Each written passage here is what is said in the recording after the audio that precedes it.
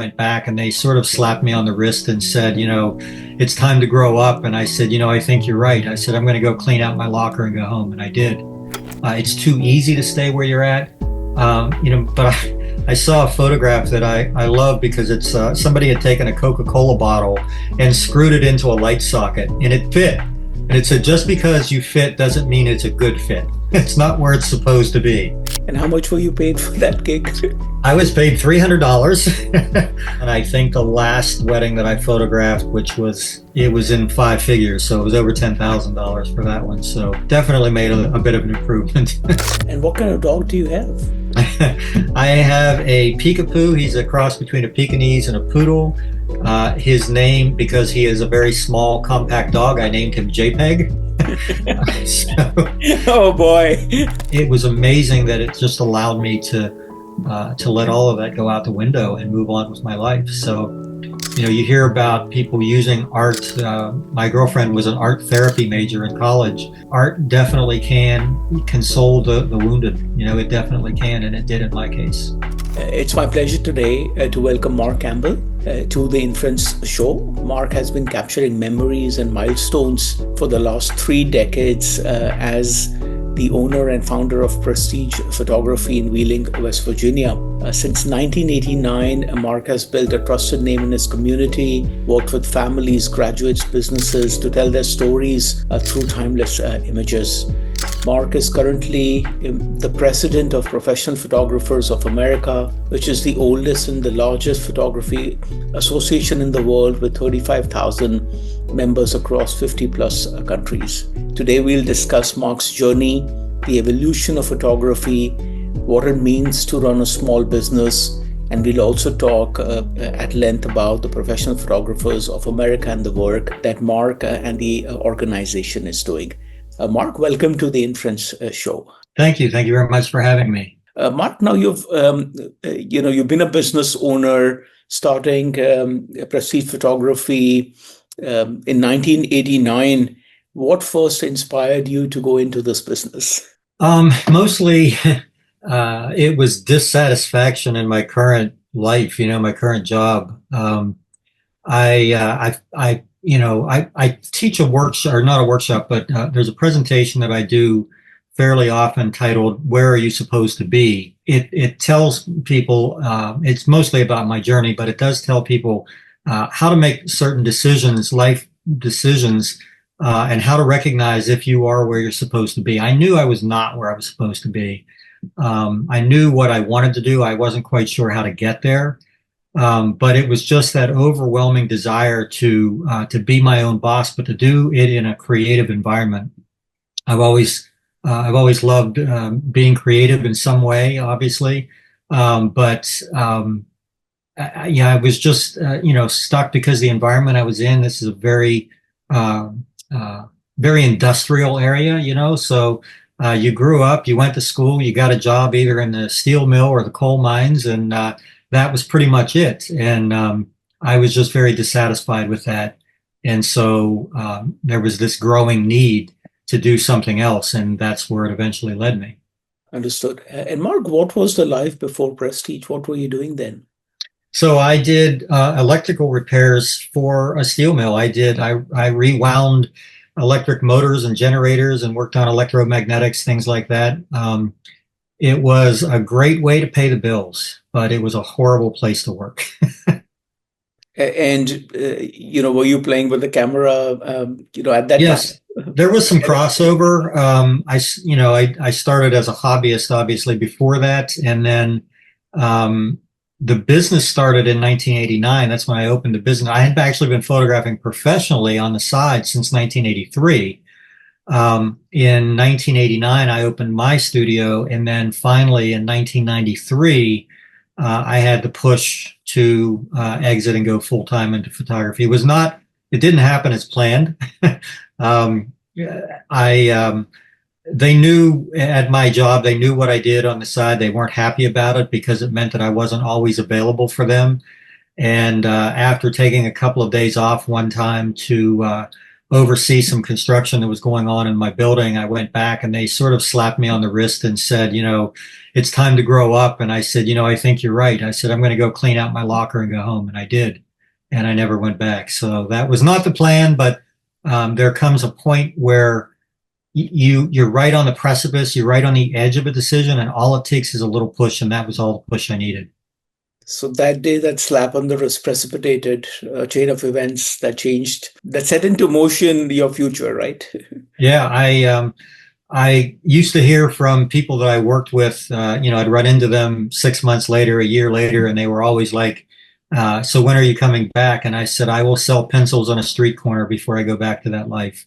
It's not where I'm supposed to be." Boy, you worked that job for 15 years, but you did not want to go back, right? People find comfort in the things they do for long periods of time. So it served its purpose. It made me financially stable. It allowed me to start my business, do a little bit of investing in it, buy my home. I was able to purchase the home that I always wanted. But there was that increasing dissatisfaction that, really put me into a very bad mindset every time I knew I had to go to work. And I knew that's not how I wanted to live my life. I didn't want to be in that mindset all the time. Awesome, Mark. And then, Mark, when did you first pick up a camera? Was it very young, growing up? Tell us more. What made you interested in photography early on? So I think there was always some kind of a fascination with it. I do remember as a kid stealing my dad's, Kodak Instamatic and going around and taking pictures, and then having him yell at me when he got the film developed, for wasting his film. But there was just something magical I always felt about that. It was never a conscious idea in my mind that I would turn that into a career. But it started back that far.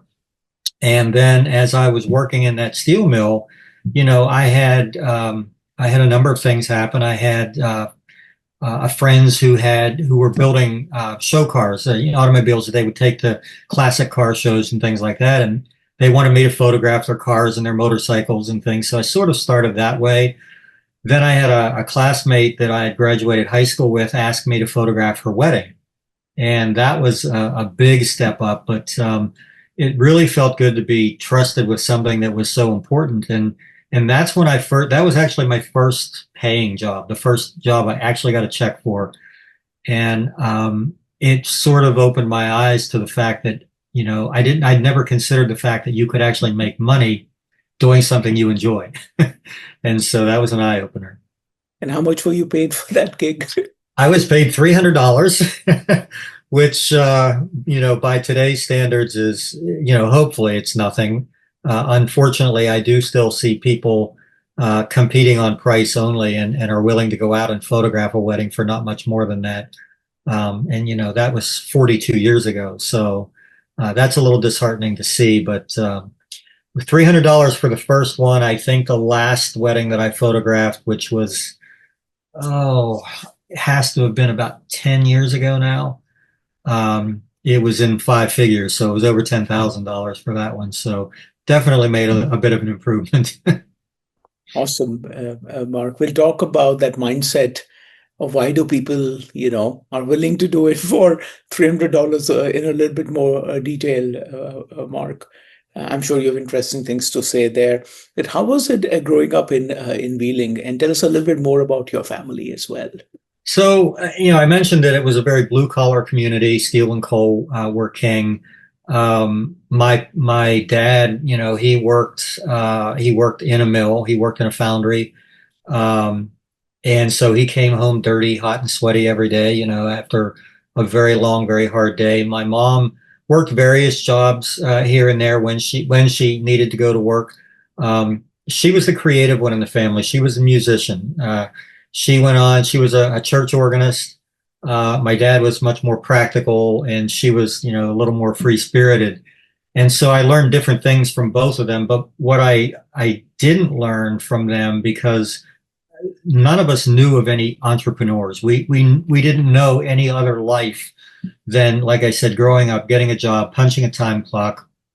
And that's just how it was. But what I did learn from both of them, like I said, the creative side from my mother, from my dad, is where the work ethic came from.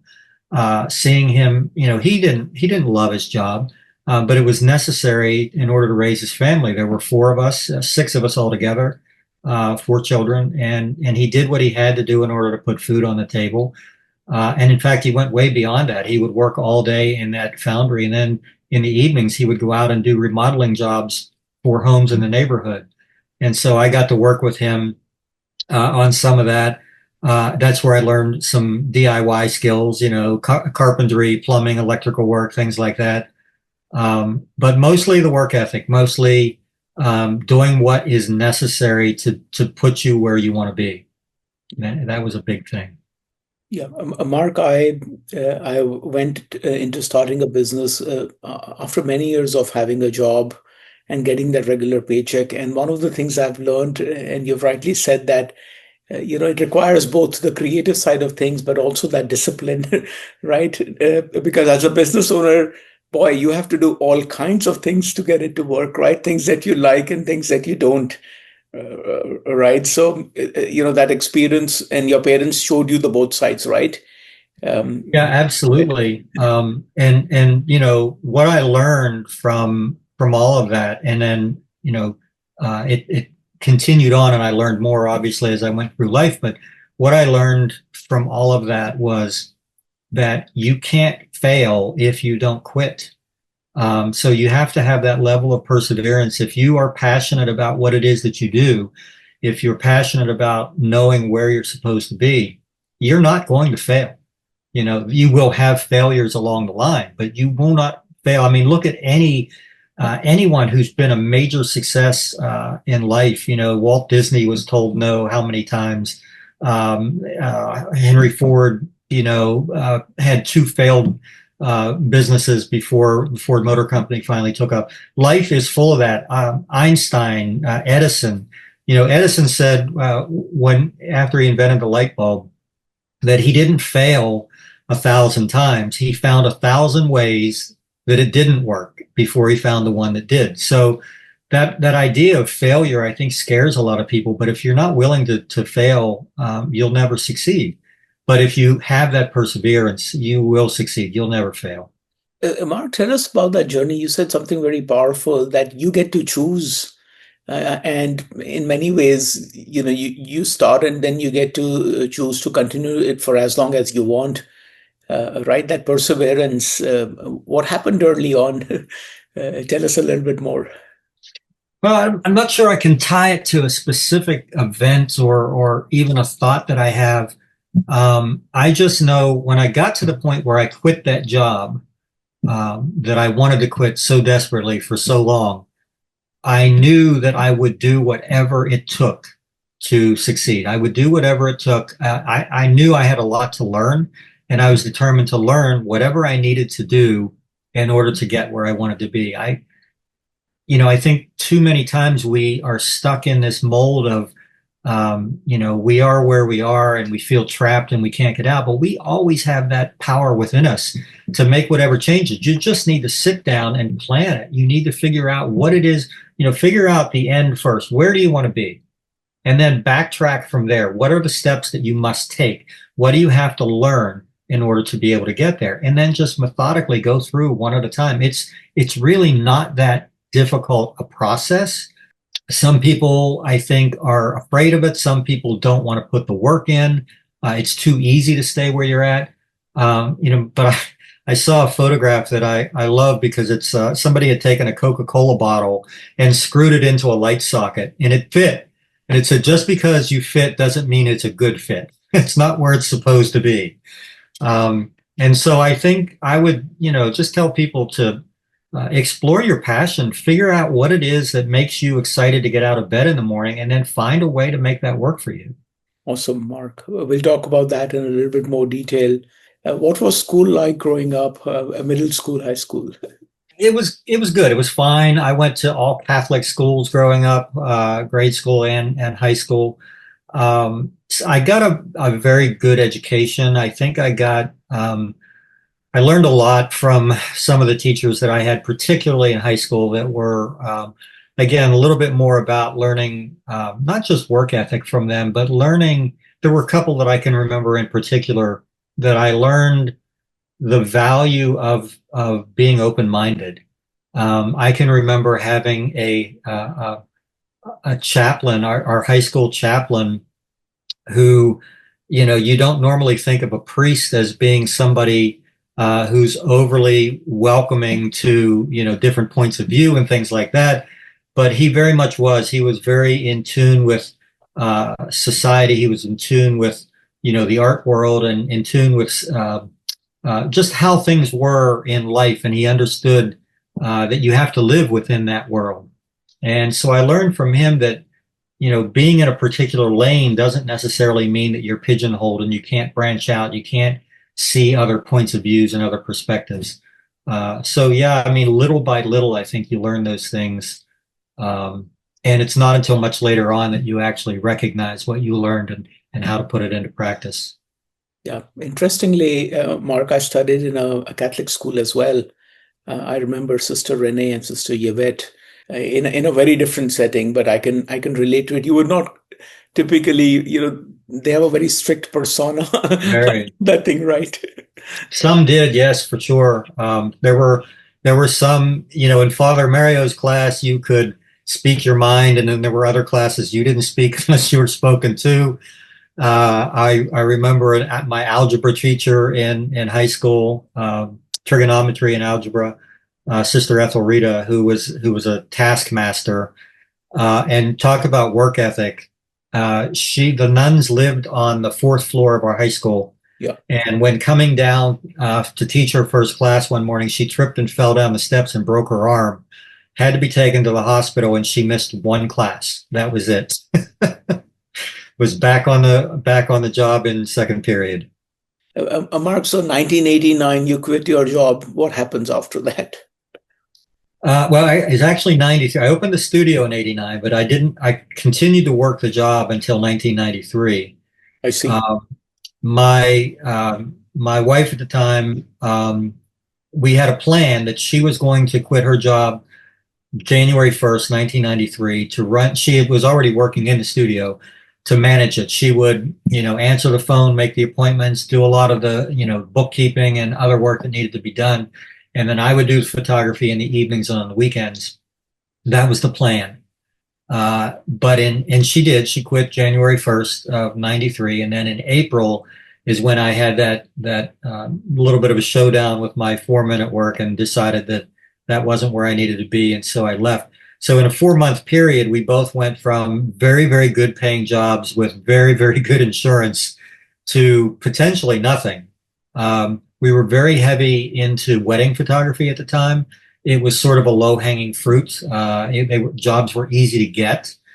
Even at a higher price point back then, they were easy to get because you had to have a little more of a technical understanding and technical knowledge than you do today in order to get an image. Nobody was willing to hire somebody to shoot film and to capture the most important day they've had in their lives up till now, if they weren't convinced that person knew what they were doing and were able to get the results back. It's a little easier today, with LCD screens, and immediately there's that feedback, but we had to wait a week to find out if we got everything right. And so the work was easy to get because we had a proven track record. We'd shown people that we were able to do that. We had really literally no dissatisfied clients. We had quite the opposite. So it was easy to get that work, but we literally worked ourselves almost to death. There was, we were doing 35 to 40 weddings a year, plus families, children, high school seniors, corporate work, commercial, you name it, whatever it was. If the phone rang and the question was, can you do this? The answer was yes, even if I'd never done it before. And there was no YouTube to learn from. There was no education that I could just dial up. If somebody called me and said, we need you to photograph some glassware, I said, sure, I can do that. And then between then and the time I had to photograph the job, I would find out, who do I know that photographs glassware, call them up and ask them, how do I do this? And so part of it was not wanting to turn business away. The other part was wanting to learn as much as I could. I really didn't want to stick in any genre I loved photography in every form, and so I wanted to do as much of it as possible. Understood. And did you ever feel that, boy, I've taken that job, I'm in trouble now? Sure, there were a few times like that, but I don't think I ever felt it so acutely that I was afraid of failing at what I was going to do. I knew that I could figure out what I needed. I could find someone who could help. Whatever it was that it took. Again, going back to that mindset, find out what it is you need to learn it, and then feel confident in what you're doing. Were people willing to help? Oh, absolutely. One of the great things about this area, unlike a lot of areas that I know of, um, there weren't as many photographers then as there supposedly are now, because as we know, everybody is a photographer. But there were probably a dozen full-time studios in the area, and almost every single one of them I was not only acquainted with, but I considered a friend.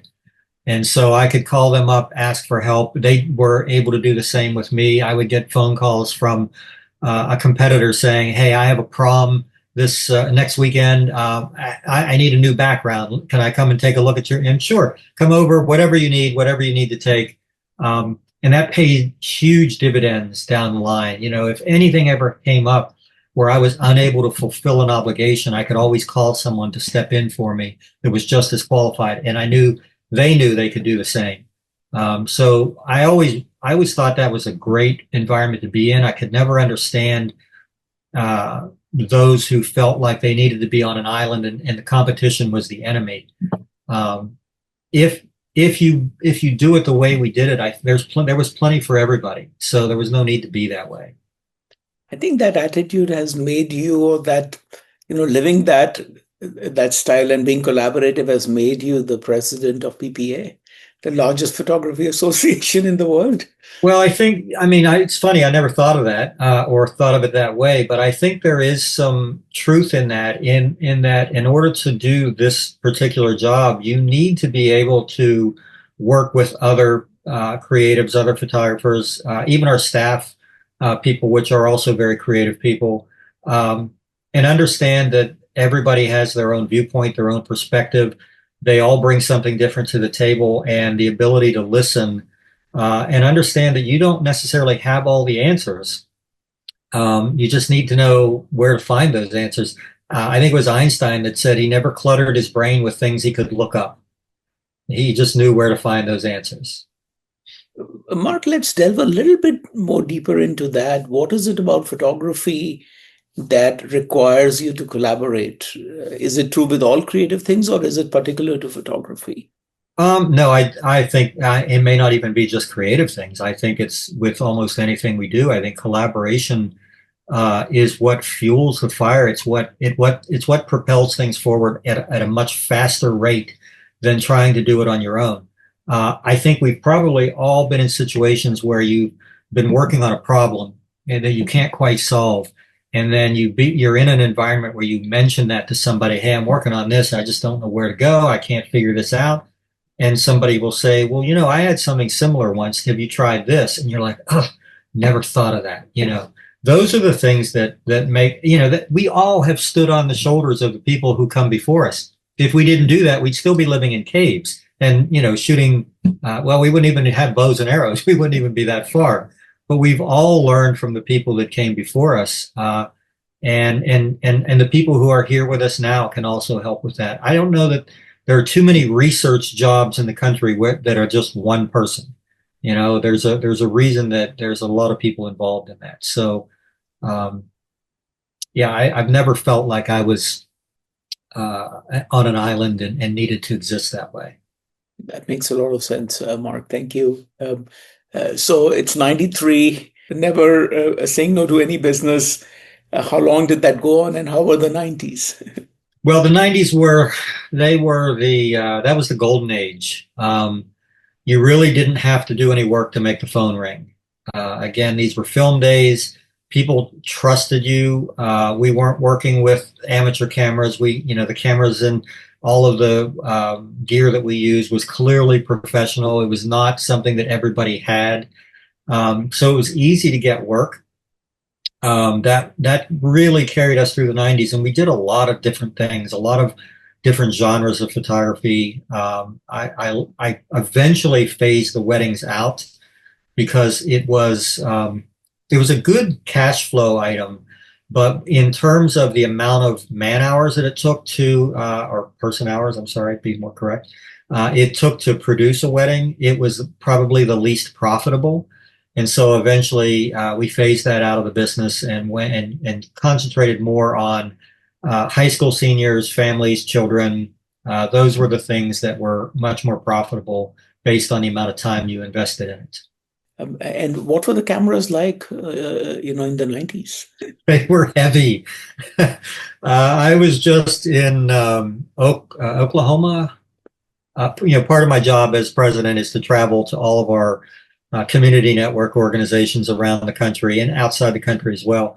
And I was in Oklahoma, and one of our past presidents was there, and he had his arm in a sling.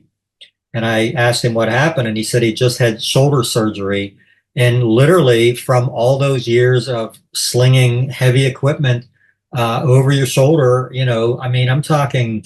I have a photograph somewhere of us getting ready to go out on a wedding, and I've got all of the equipment on the sidewalk by my van, and there's so much of it that it looks like it won't even fit in the van. And all of it was big and bulky and heavy. The quality of it was amazing. Shooting a piece of film that was, far exceeded a 35 millimeter size. The quality was amazing, but it required a lot of help. You couldn't take the film, and for the most part, there were very few people that could process it themselves, print it. It had to be sent to a very specialized lab. So again, there's that sphere of contact where you need to have vendors that you can trust as well. And so we had a lot of vendors that we dealt with: film lab, camera manufacturers, background manufacturers, prop manufacturers. There was a lot that went into it. There was a lot of investment. None of this stuff lasted. The cameras lasted longer than the cameras today do. I'll say that. You could easily get 20 years out of a camera body. Today, 2 or 3 years down the road, it's not only obsolete, but it's wearing out. But that part was different. But there was still a lot of investment that needed to take place in order to keep things fresh, and in order to keep, your backgrounds and your props had to keep changing. You couldn't keep doing the same things over and over again. You had to learn new things. There were trends that came along that you sort of had to keep your finger on and understand where it was going and try to get there first. And then one of the trends, the big ones, digital happened, right? Early 2000s. Tell us more. So the big, there was a transition around 2000. I jumped on that bandwagon very early. It was probably right around 2000, shortly after. But it was really 2007 or 2008 that that paradigm shift that I talked about came into play. What happened was the economy took a downturn. A lot of people were laid off from their jobs. They were looking for something to fill that gap. At about the same time that inexpensive digital cameras finally got good enough to be able to produce quality work, and again, not have to wait a week to see whether you got any results. If you didn't get it right, you knew immediately, and you could. I had somebody tell me once, I can shoot 1,000 images and I'm sure I'm going to get 1 or 2 that's good. And there is some truth in that. They say even a blind squirrel finds an acorn once in a while. So it was a lot of spray and pray at that point. But it was the people who were willing to change, were willing to look at a new idea, a new perspective, and say, I can make that work. We're sort of on the cusp of that again right now with what AI is doing. Is AI a similar kind of change that happened from film to digital, or is it? I think it's much bigger. I think it's much, much bigger. I think we have only scratched the surface of AI in every environment that it is being utilized in. It is a scary thing in some ways, but it's also, I think we're on. I don't think I'm overstating if I say we're probably on the eve of something as big as the Industrial Revolution was. I think that many people haven't even really realized what it is capable of and what it can do. There will be some bad that goes along with that. Anything any growth, any change always comes with some bad things, but you have to be able to accept that in order to get the good as well. I'm excited to see what it does in the medical community. I think that there are people, I know people, I'm very close to people in my own personal life that are hoping very much that, AI can facilitate some type of a breakthrough in something that they're dealing with. On the photography end, it's amazing what it'll do. Like I'm in awe every day. I'm seeing more and more things that it's capable of doing that I had not even thought of. So I'm excited. I'm a little what's the word? Cautiously optimistic, I guess would be the best way to put it. I do think that there are some things we need to be careful of. I don't like the way in the world of imagery that our copyrights are being lost, our rights to the things we've created have been lost. I'm hoping that someone in Washington will come you know, come around on some of that. I know it's a big topic in Washington, D.C. I know that we have, our association is very well known on Capitol Hill. We've actually had two pieces of legislation that we've been able to pass in the last few years. And so I know that it's a big topic of discussion in Washington.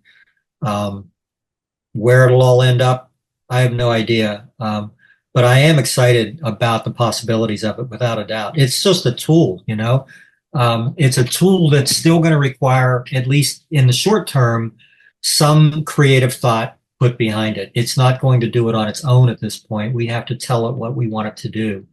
And so we still need those people that are critical thinkers to be driving it. But yeah, I'm just amazed at what I'm seeing. Unbelievable. We'll talk about it in more detail soon, Mark. How were the mid 2010s? Well, so that was a very difficult time for me, actually. I had a very life-changing event in 2010, which really knocked the wind out of my sails for about 5 years, honestly. I spent, I'll be quite honest, I spent some time in therapy over this, went through a very painful divorce, and the business suffered because of it. I had to back away. I was, at that point, when all of that happened, I was already working on some committees at PPA, had to step aside from all of that, and really only did what I had to do. And so the business suffered greatly during that period of time. On the plus side, what came out of that on the other end of it, once I got myself back on my feet, is that I started to realize that there were a lot of things that I had done throughout my career that I no longer wanted to do. Obviously, weddings was the first one. I didn't want to jump over church pews anymore. There were other things that I felt maybe were either not as profitable or not as creatively challenging. And so my work took a very, very different turn. And I did a lot of personal projects during that time, which taught me things that 30 years of client work never taught me. Techniques that I would never have learned on my own, even some basic things that I never really had embraced, that now I felt this need to create even more so than I ever did before. And so my experience through that time is going to be very different than a lot of other people's, obviously, because of the personal upheaval. But I learned so much, not only about photography, but about myself. I remember doing I did a series during that time I titled it Saints and Sinners, and it was depictions of 12 women from ancient history or mythology. And these were people that history had painted either as a saint or a sinner, right? But in researching the characters in order to create these versions that I wanted to create, I found out that there was so much gray area. Nobody was evil. Nobody was good. There's no such thing as being purely evil or pure good for the most part. Some people might disagree with that, but for the most part, these people were very, very gray, and their stories were misunderstood. People that thought horrible things about someone. Medusa, for example, who was this horrible creature that everyone feared that, if one look at her would turn you into stone.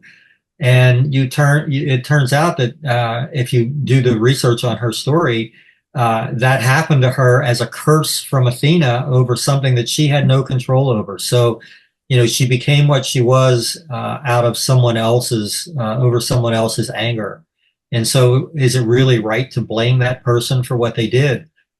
And it was funny when I sat down to write the synopsis of that series, because it was included in a book that I published in 2016, I think. That's when it hit me that we're all the same. None of us are all good. None of us are all evil. We're all capable of good and evil, and it depends on our circumstances that lead us there. And so recognizing that it was able to allow me to offer, just within myself, forgiveness to people who had wronged me. But I recognize if I'm going to carry that through the rest of my life, the only person that's going to hurt is me.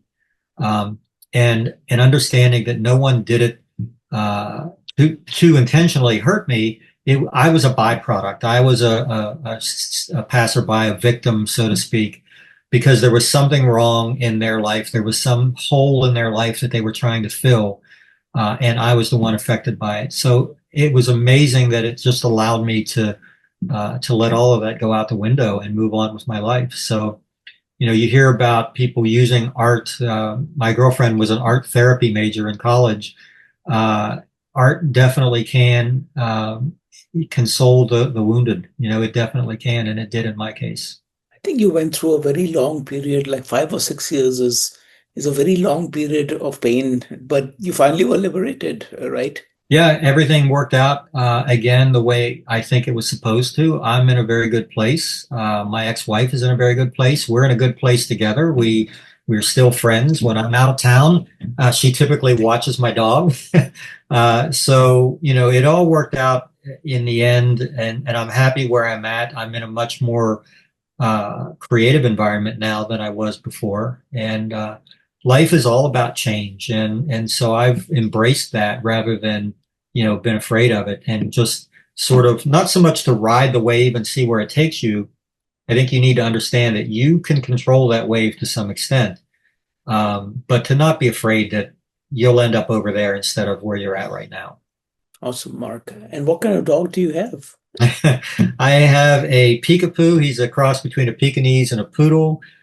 His name, because he is a very small, compact dog, I named him JPEG. So, Oh boy. and it's funny because not everybody understands the term. So when they ask, what's your dog's name? And you tell them, they have no clue. Oh boy, Mark, that is so funny and interesting. I love it, Mark. But then, Mark, what you said and the book that you wrote, at this point, you were doing very different work than wedding shoots and graduation shoots and so forth, right? What kind of work were you exposed to? So I was still doing some of that. Obviously, I needed to pay the bills. So we were still doing high school seniors, families, whatever it was that we needed to do to pay the bills. But I found myself giving myself all of these personal projects of things that I had either never done or never really paid much attention to. I was photographing a girl one day who had a very unusual tattoo, and it was a tattoo of an umbrella.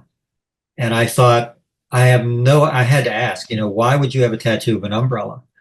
And she told me that she had grown up in an abusive environment and that she and her sister had to look out for each other. And so they both had this matching tattoo of an umbrella, which was the symbol of protection to them. And this light bulb went off in my head, and I thought, my God, as a photographer, I'm nothing if not a storyteller.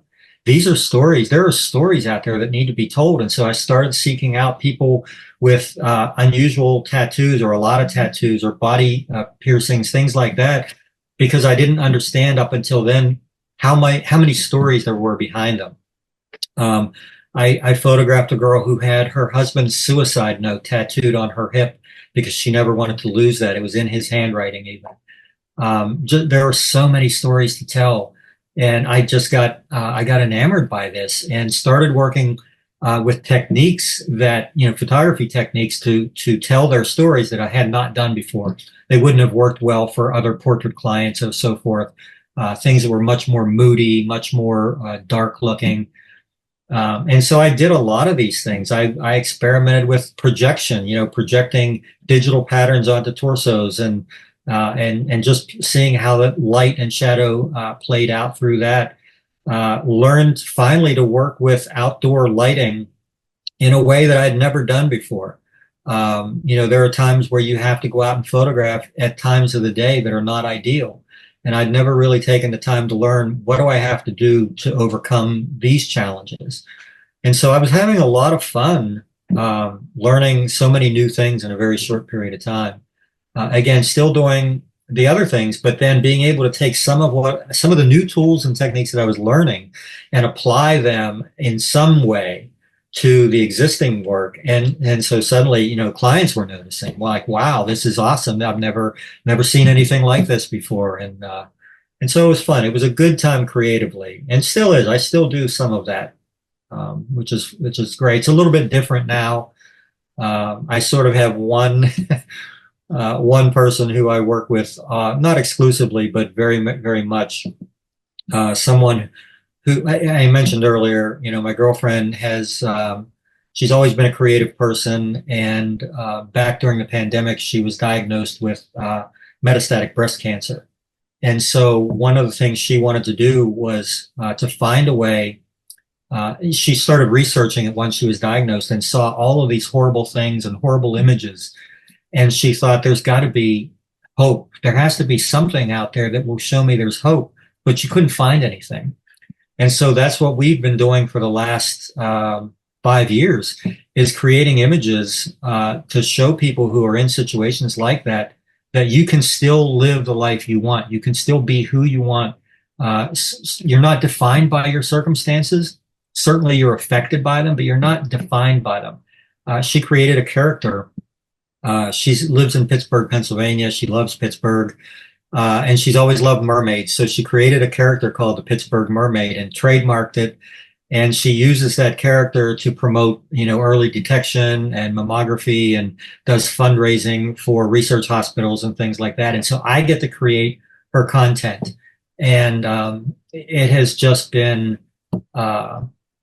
it's been an unbelievable ride. That everything in my life led me to this point where I'm now able to create something that is not just for one person. It's not just for one client. It's something that has a much greater meaning and much more valuable to society as a whole. And it's something that gets me out of bed every day happily. Awesome, Mark. It's really interesting to see that journey of that, rather shaky start, full of doubt in the beginning, to where you are today. It's very inspiring, Mark. Awesome. Thank you. Would you call yourself a photographer today or a storyteller? So, I always did things beyond photography. Our studio was named Prestige Photography and Video in the early days. We did a lot of video work. I still do some. I would, if I had to define myself, I'm still going to hang on to that photographer term, because I think it's important. I think it's, we are America's storytellers, the world's storytellers. We're the documentarians of everything that happens. And so I think that's very important. There are some people that I know that consider themselves portrait artists or digital creators. All of that is valid. And in my case, it might be valid as well.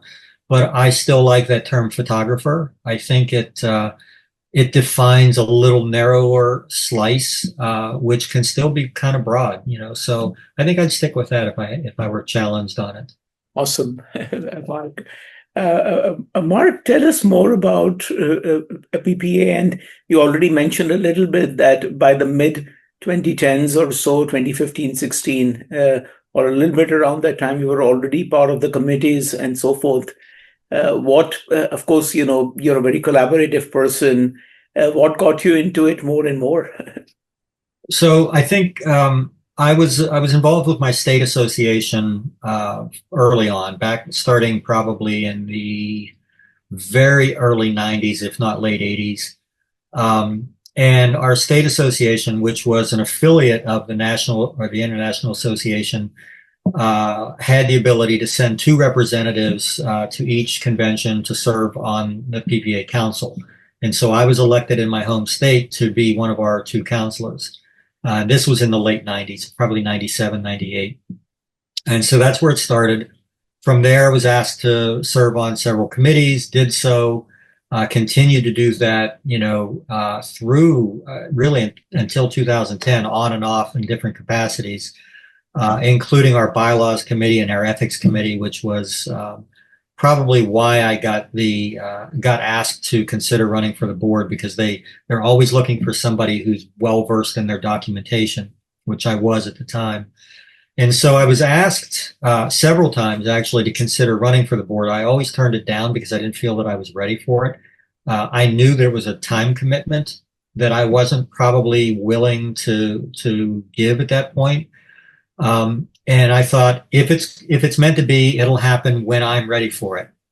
And so I stepped away, like I said, in 2010 from all of that.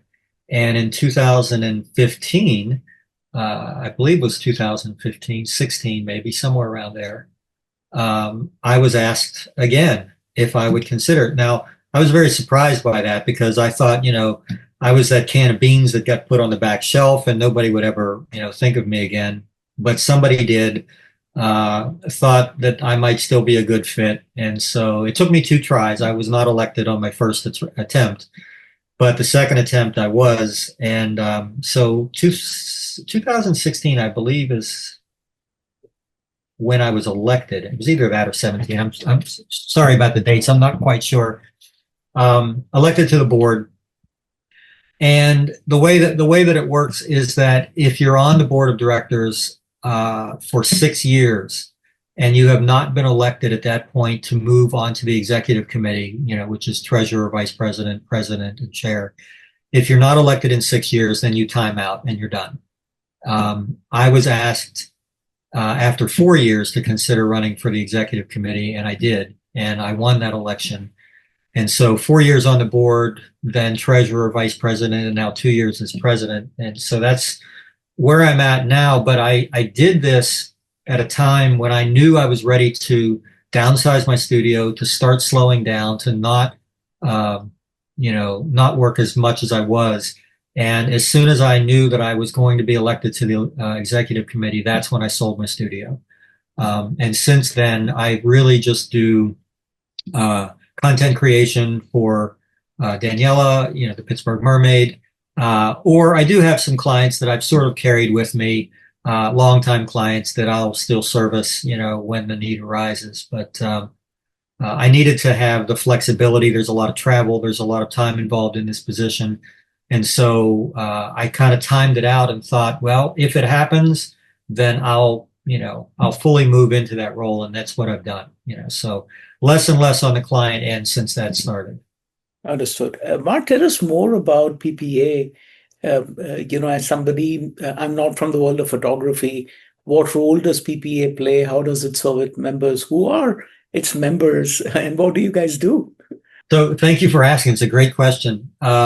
So PPA, and our job on the board of directors, by the way, we have a threefold job, and our most important of those 3 is to work as visionaries. It is our job to determine the direction that the association goes, to sort of see around corners and figure out where we need to be in order to service photographers around the world, to make sure that the art, the science, and the business of photography survive. Like I said, we've had a large impact on Capitol Hill, which has been great. Our CEO is very well known on Capitol Hill, and whenever a question comes up that concerns copyright or something like that, he's one of the first people they call in to testify. So we're very, very good, or very big rather, in that arena as far as protecting photographers' rights. In addition to that, education, I'm going to say, is probably our next biggest thing. We have just our staff, which is incredible. We have about 55 staff people right now that work out of Atlanta, Georgia. They have just completed a revamp of our website, which is far more than a website. It is a contact sphere all its own, and it is designed with education in mind from the ground up. Think about YouTube and how YouTube operates, where you sort of go in to look for one thing and suddenly there's a rabbit hole that takes you down another. That's the way this site is designed. It uses technology to learn your, what it is that you're looking for, there's a word that I can't come up with right now, but your tendencies, I guess. And it will continue to suggest new content to you. We're constantly adding content daily on a daily basis to that. We want to be the number one go-to resource in the world for education because there is a lot of education online. Unfortunately, it's not vetted in any way. So there's no way to know if what you're seeing is good advice or bad advice. And there is a little bit of both out there. Actually, there's a lot of both. And so what we want to do and what we want to become is the go-to source that people can say, I know if I go here, I'm going to get the correct answer. And so that's been a huge part of what's been happening there, recently over the last year or so. But in its most basic form, we want to make sure that we've been there over 160 years. We want to make sure that we're there at least another 160 years, guiding photographers through all of the challenges and all of these paradigm shifts that will come up in order to make them be more successful. There's a heavy emphasis on business because you can be the greatest photographer in the world, but if you can't run a business, you're not going to be photographing for very long. And so that's a huge, part of what we want to do is educate people on the business of photography. So that's kind of it in a nutshell. There's obviously a lot more that goes into it. We sponsor and promote competition. We sponsor degree programs, which are designed to you use as your personal benchmarks as you move through your photographic journey and things that you've accomplished. Our certification, which lets the public know that you are technically proficient in what you're doing. So there's a lot of things like that, a lot of member benefits. The more our membership grows, the more benefits we're able to offer. We offer free equipment insurance. Each member gets $15,000 worth of free equipment insurance, which is replacement value insurance. We have an indemnification policy, which if you're sued for negligence or whatever it is, our lawyers will handle that for you. So it's actually more expensive to not be a member. We haven't raised dues in over 20 years. It's more expensive now to not be a member than it is to be a member, which is kind of funny. $28 a month buys you all of that. Well, actually, that's if you're certified. It's less if you're not. Buys you things that you could not purchase on your own for anywhere near that amount of money. So it's amazing to me that we don't have 350,000 members, at this point. But we're hopeful that this education sphere that we're about to, that we're building out on this website will be the vehicle or one of the vehicles that allows people to go, whoa, what is this PPA thing? I need to check this out because it will reach a much greater audience than what we've been able to up till now. I mean, the business insurance part or the insurance part is, it costs way more, in terms of what you would pay to any company. So I don't know how you guys do that, but that's just a fantastic benefit. It sounds like a complete no-brainer for anybody who would be interested in the art, right? It really is. It really is. It's an easy sell once you make people aware of it. We're just in the process now of making more people aware of it. Because again, it's like a co-op. The more people you have involved, the greater the benefits you're able to offer. One of the biggest asks we get all the time is for affordable health insurance. There are some major hurdles that would have to be cleared. And right now it's not even possible because of crossing state lines. There's a lot of legislation that would not allow us to do that. But it's still something that's on the radar. It's something we're always going to pursue and keep our eye on what changes that might allow us to do that as well. I mean, your members are small business owners, right? They always have that challenge. Healthcare and access to it is an important topic in our country. Absolutely, Mark. You've talked about several things at PPA, but before we delve a little bit deeper into PPA, How many members currently and what countries? Well, I know we have almost 35,000. I know there are over 50 countries. I could only tell you a few of them, honestly, because I'm sure there are a lot of very small European countries that we may only have 20 members in or something like that. But the majority of them, I would imagine, would come from some of the countries in South America. In Europe, we have Spain and France and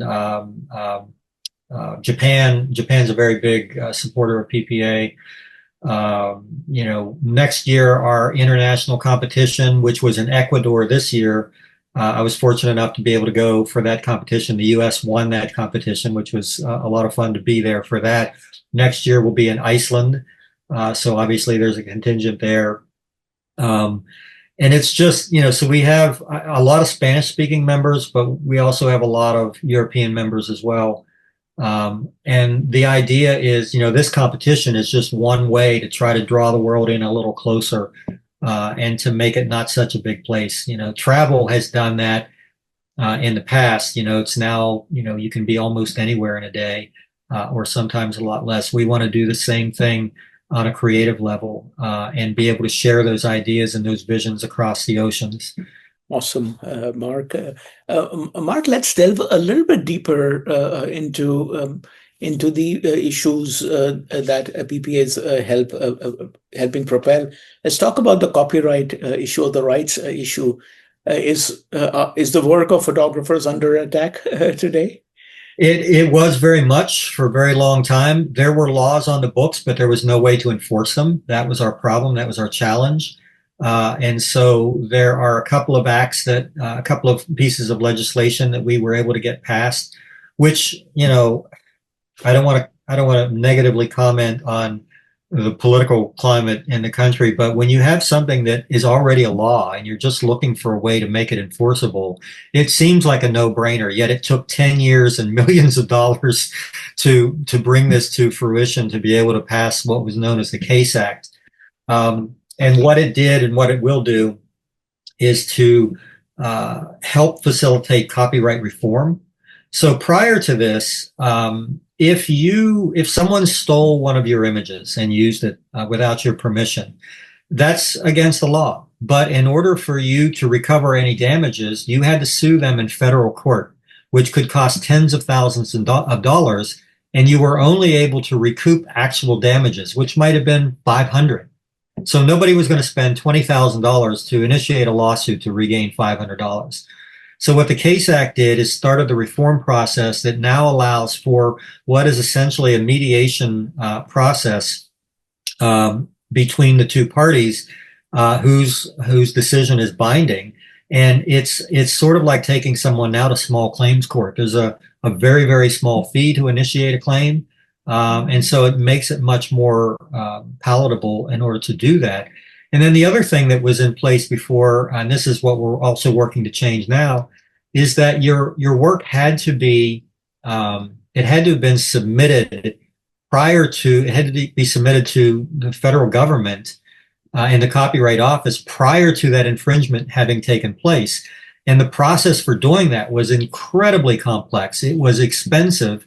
And the only people who were able to do it were full-time commercial photographers whose work was out there, subject to that more often than a portrait photographer would be. And so all of that is now changing due to the CASE Act and to modernization of the Copyright Office. That's going to allow us now to actually put some tooth to that law and say, that's my image, I created it. If you want to use it, you have to pay me, which again is a no-brainer, but there was no way to enforce it up until now.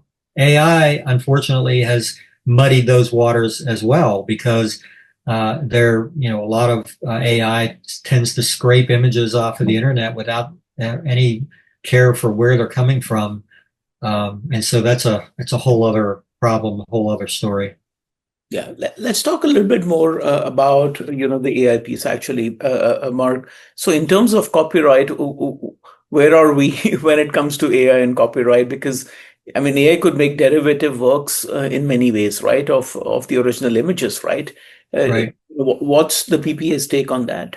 Well, our official stance is that if you are if you are creating AI generated work from work that you own the copyright to, and just to give you an example, companies like Adobe are doing this correctly. They have a lot of AI engines that are now incorporated in their software, but they're using imagery that they have either purchased or commissioned, so it's all of theirs.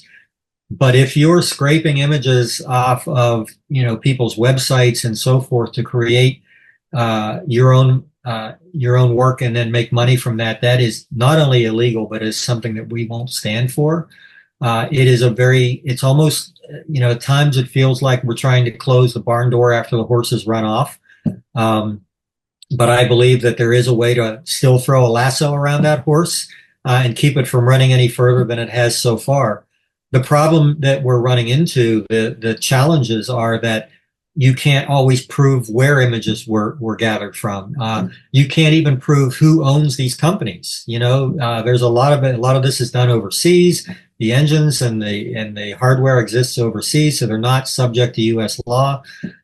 So you can imagine that it's a big problem. But as far as PPA is concerned, if you're doing it right, we'll support it fully.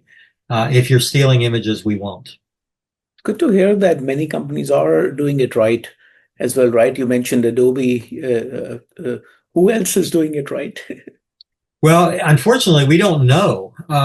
There are companies that without mentioning the company's name, I will tell you that we give out a very small handful of awards every year, one of which is the Technology Impact Award. There was a company that has revolutionized the way photographers do retouching that we really would love to give this award to, but we need to do some research first to find out, what they're doing and how they're doing it. We don't want to give an award to somebody who's doing something illegal, or if they're even unaware of what it is that they're doing or how they're doing it. So it can be very difficult to identify. Adobe has been very straightforward in coming forth and saying, look, we're not going to do anything. We're going to use images that we own only. And there's been no indication that anything other than that is the truth. There hasn't been many others that have come forth and said that. The world of AI has become so large so fast that it can be difficult to even tell what is being done and where. Yeah, everybody seems to be clapping that the horse is out of the bomb, but nobody wants to be that guy who let it out, even though they might have let it out, right? Yeah. And I don't know that we'll ever get the horse back in the barn, but I think we can keep it in the corral at least. That makes sense. Mark, what is one last thing you would say to people who know about PPA but sitting on the fence watching, should they join or not? I wouldn't say, I would ask, why? Why not? What is holding you back? We have people who are full-time photographers. We have people who are part-time photographers. We have people who are aspiring photographers. Whatever level you're at, you belong there. You have a place. You have a right to the information that we have. You can actually get a lot of information without being a member. You can go on the site and there's sort of in front of the veil, there's a lot of stuff that you can see to get a hint of what it is that you might be missing behind. But yeah, the question would be, why not? The benefits that we offer to you, regardless of what level you're at, does make it a no-brainer, as you said earlier. Is it fear? Is it fear that maybe you don't belong here? I would argue that. I would say that whatever level you're at, you do belong. Just to put an exclamation point on that, 3 years ago, we started doing a photo competition at our annual convention. You can enter this competition. You need to be a member at this point. You need to be a member. You enter the competition in any one of 16 categories. And then there's some judging that takes place to narrow those down. At the convention, there's live judging that you can go in and watch and see images come up on the screen head to head and see which one the judges pick, and the audience actually gets to vote as well. And so it's a lot of fun. It's a very interactive thing. Each category winner will walk away with $1,000. And the grand overall winner of all 16 categories gets an additional $10,000 check. The winner at our very first one, which was 2 years ago, was a straight black and white photograph of a gentleman's mother on a city bus. It was a straight photograph, but it had so much impact, was so powerful. Everybody was thinking, well, I can't compete because there's all of this technology involved and AI and everything else, and I can't create an image that looks like this. This was a straight black and white, powerful photograph, and this gentleman had never entered that competition before, and he walked away with $11,000. So I would say, put your fear aside, take that step. The worst that can happen is you can find out it's not for you and pivot. It's not a problem. Thank you, Mark. Thank you for all the work that you're doing. Thank you for all the work that PPA is doing to maintain the rights, and you have 160 years of history behind you guys. So that's awesome work. Mark, we're going to talk about AI in a little bit more detail now. Okay. How are you using AI, Mark?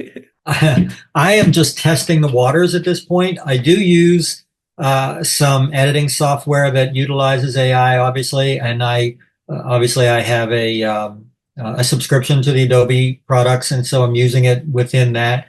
For me, so far, it has been in a problem-solving environment only. In other words, I do one of my self-assigned projects that we didn't talk about. I did a whole series and still do on underwater photography, and so in working in a swimming pool in a controlled environment, typically, if I'm working especially with a model who isn't hasn't spent a lot of time underwater, the easiest way for them to do this is to hold a couple of weights in their hands, which will then pull them to the bottom. When they get to the bottom, they drop the weights, and I will do the photography as they're, sort of floating back to the surface. Well, sometimes we do a shot that we really like, but the model still has, a weight in their hand in a closed fist.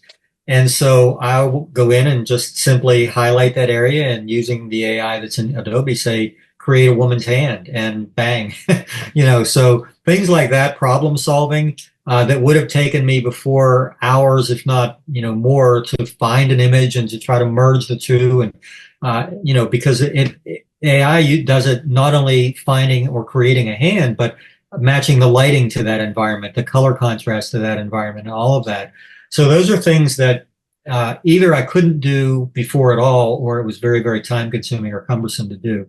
So that's really how I'm using it, but I'm really, really watching it, because I think at some point I'm going to see something that I'll be like, that's what I've been waiting on. That's the niche, or that's the genre that I've been waiting to see, something that now I know I can go full swing with this. So far, it's about solving problems, but right now I'm just not sure what problem I'm having that it will swoop in and solve for me in a bigger way.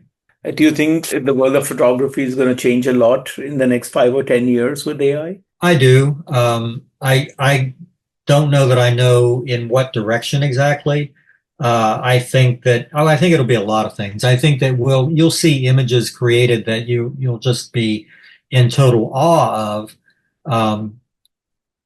But I think that'll just be a small slice of it. I really believe that I do worry about it in the photojournalism world. Obviously, we need to have some sense of looking at a photojournalistic image and understanding that it's essentially what actually happened. But to be honest, this goes way further back than most people think. When digital manipulation first became available, and I'm talking in the 1990s, National Geographic came under a lot of fire for printing a cover that had two of the Egyptian pyramids on the cover, and they had digitally moved them closer together so they would fit in the vertical format. And it created this huge firestorm. So this is a conversation that's been happening for a long, long time, as far as realism in photography and so forth. I think there's going to be a whole genre where realism is less important, and it's more about conveying a message, which is what photography has always been in some shape or form anyway. We want to teach you something. We want to make you aware of something. We want to help you with something in a way that only visually can do. I think AI is going to be wonderful for that.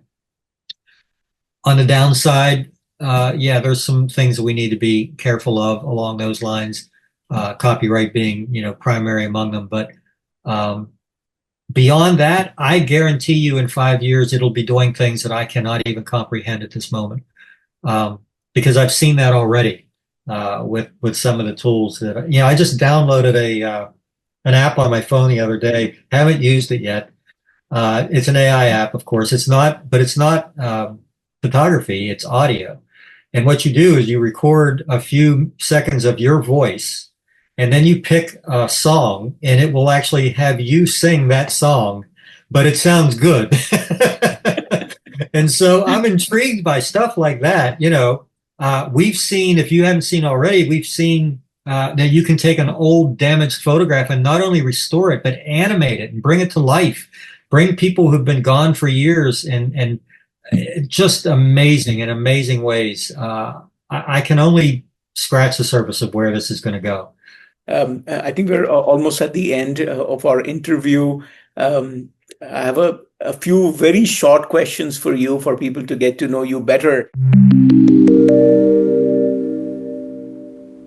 Film camera or digital camera? For me, it's definitely digital. Your go-to lens? I have a 70 to 200 millimeter f2.8. That is my absolute favorite portrait lens. What do you think of drone photography? So I actually have my FAA drone license. I was doing a good bit of real estate for a while, and so I needed to get licensed in order to do that.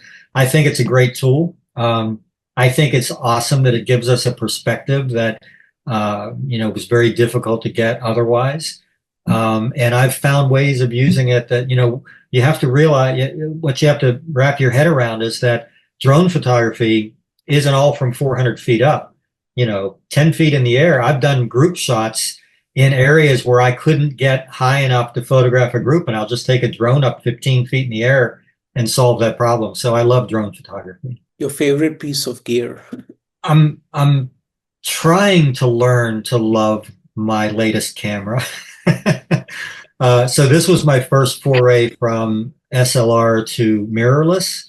I have a Canon R6 Mark II, and I will say I love it.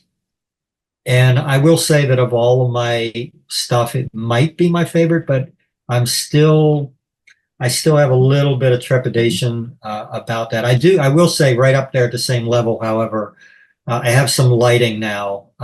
So again, I go back to the days where if you were going to go do a photograph on location, it meant tons of lighting, extension cords, duct tape. I'm now using very small, powerful battery-operated lights where the batteries last forever. I use the Godox system, which is, I think, phenomenal. So maybe I would have to say that's been the biggest game changer for me is switching over to those. Mark, my last question for you. Tell us more about the guitars. Oh, wow. I think I got my first guitar for Christmas when I was about 10 years old or so.